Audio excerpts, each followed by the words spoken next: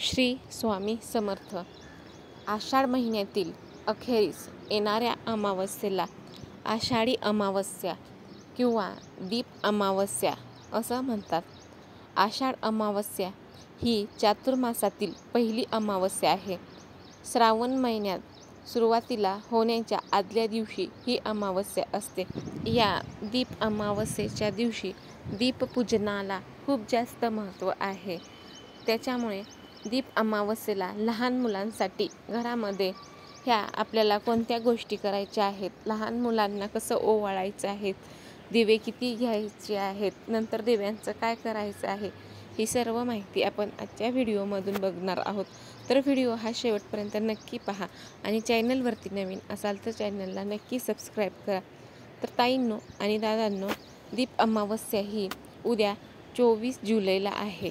तर या दिवशी काय करायचं आहे, उद्या दीप अमावस्येच्या दिवशी तुम्हाला तुमच्या घरामधील जे काही सर्व दिवे आहेत ते दिवे काढून स्वच्छ धुवून घ्यायचे आहेत, पुसून घ्यायचे आहेत आणि मग त्याच्यानंतर तुम्हाला त्या दिव्यांची पूजा करायची आहे.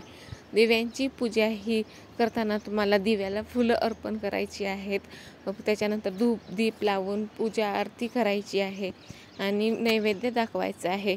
अशा पद्धतीने तुम्हाला दिव्यांची पूजा करायची आहे. तर ताईंनो, दीप अमावस्येच्या दिवशी लहान मुलांना का ओवाळलं जातं, तर दीप म्हणजे काय, तर प्रकाश. जेथे प्रकाश असतो तेथून अंधकाराला काढता पाय हा घ्यावाच लागतो. अंधार म्हणजे तर संकट आणि दीप म्हणजे काय, तर तेज.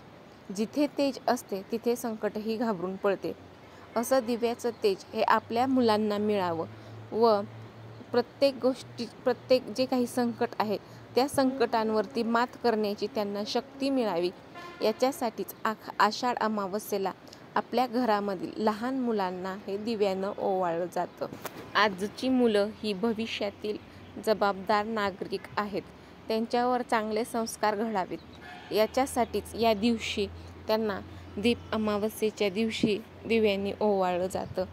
तर दिवे किती घ्यायचे ओवाळण्यासाठी, तर तुम्हाला कणकेचे दिवे करून घ्यायचे आहेत. तर तुम्हाला कणकेचे 2 दिवे घ्यायचे आहेत. काही जण 5 घेतात दिवे, तर काही जण 7 दिवे घेतात.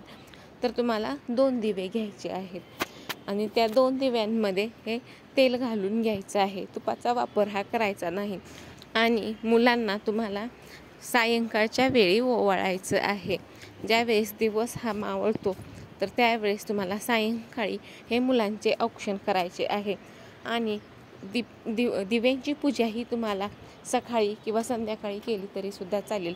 त्याला कुठल्याही वेळेचं बंधन नाही. त्यामुळे तुम्ही दिव्यांची पूजा ही अमावस्येच्या दिवशी सकाळी किंवा सायंकाळी करू शकता. परंतु मुलांचं औक्षण हे तुम्हाला सायंकाळीच करायचं आहे. ज्यांची मुलं ही बाहेरगावी शिकायला असतील, काही कारणास्तव घरी नसतील, तर अशांनी काय करायचं आहे की आपल्या घरामधील 4ही कोपऱ्यांकडे तोंड करून दिवे हे 4ही कोपऱ्यांना ओवाळायचे आहेत. 4ही बाजूला दिवे ओवाळायचे आहेत. औक्षण करून झाल्यानंतर तुम्हाला त्या दिव्यांचं काय करायचं आहे, तर ते दिवे ते तुम्हाला दोन्ही एकत्र करून त्यातील कापूस काढून हे तुम्हाला गाईला खाऊ घालायचे आहेत किंवा एखाद्या झाडाखाली ठेवायचे आहेत किंवा तुमच्या घराच्या टेरेसवरती ठेवले तरीसुद्धा ते पक्षी खाऊन घेतील. त्याच्यामुळे ते तुम्हाला गाईला खाऊ घालायचे आहेत किंवा पक्ष्यांना खाऊ घालायचे आहेत. दीप अमावस्या लहान मुलांना ओवाळणं याच्या मागं काय कथा आहे, तर यमुनेच्या तीरावर जेव्हा गाई आणि गुरांचा मृत्यू होऊ लागला होता, तेव्हा यमुनेमध्येच लपलेला कालिया नागाला अद्दल घडवण्यासाठी कृष्णाने त्याला हरवले आणि त्याच्यावरती स्वार होऊन सर्व गोकुळवासियांना भयमुक्त केलं होतं.